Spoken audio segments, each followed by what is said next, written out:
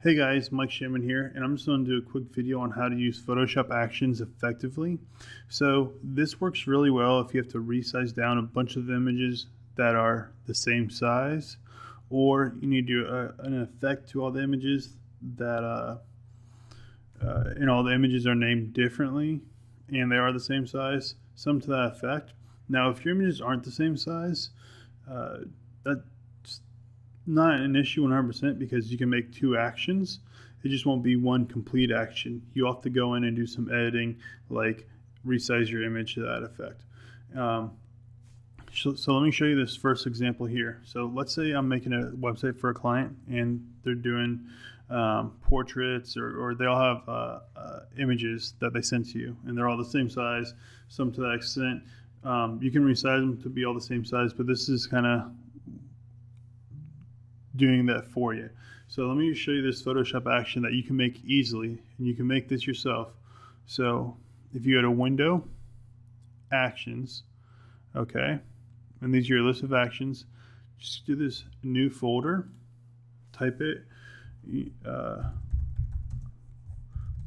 whatever you like it to be, client images, okay, and then do this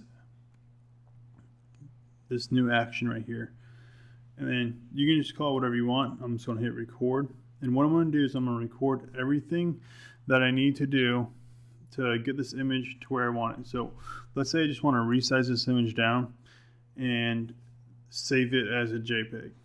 So what I would do is I'm on record. Okay, it's recording my action. So the next move I do, it's going to record.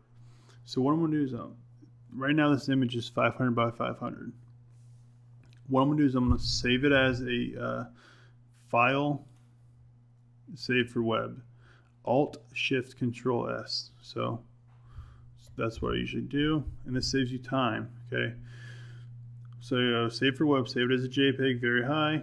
Image size, so say I want to change it from 500 to 150, or okay, let's just do 125, okay? Changes, I go save. Now here's what you want to do. You want to make sure you create a new folder so it doesn't save over your previous version of it, okay? So make a new folder. I just call it like resized, okay? Double click it, and this is why you have to make sure they all have different image names, because if they have all the same image name, then it's going to overwrite everything. So that's why you can't do that's why you can't save the same image within like a file. So let's go save. And now here's the cool part about this action. I saved it, and now what am I going to do? I'm going to click out. Now keep in mind, you don't need to save this, so when it says save changes to Photoshop document placeholder, so your original image, do you want to save changes to that? No. Alright, and now it's still recording, so I just hit the stop button for my action.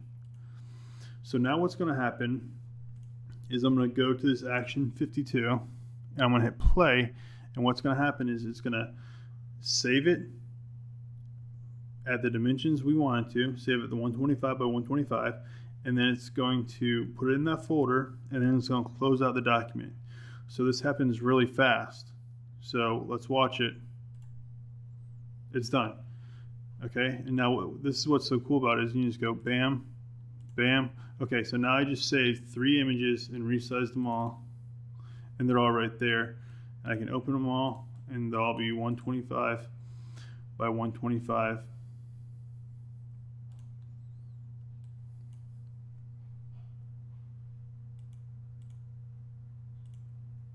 There they are. So here's the other way I was talking about that you can use the Photoshop actions. Although it's not a one-step process like the one we previously did, it's like a two-step thing. So let me show you.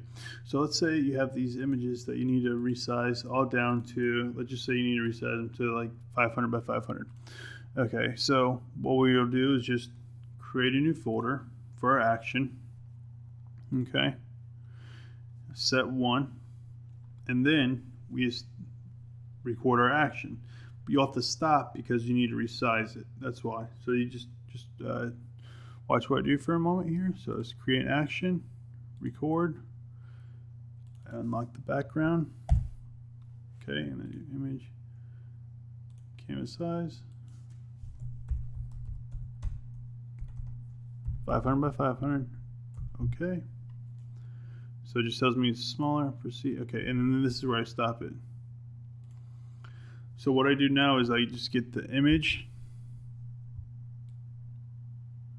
and I resize it to where I want it to be.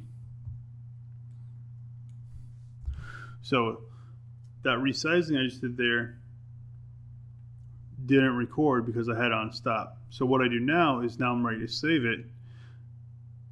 I can just go to create a new action, and I'm just going to call this save,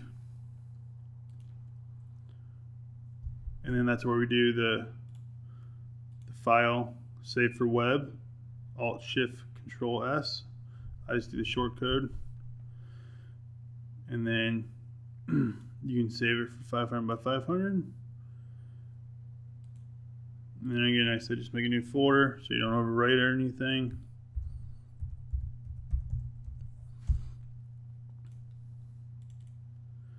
Let's go save. And then I don't need to save this Photoshop document. Nope. All right, and that's it. So in this one, this is the next image. So what I would do is I'll just do play on the first action, Control T, so I can resize it.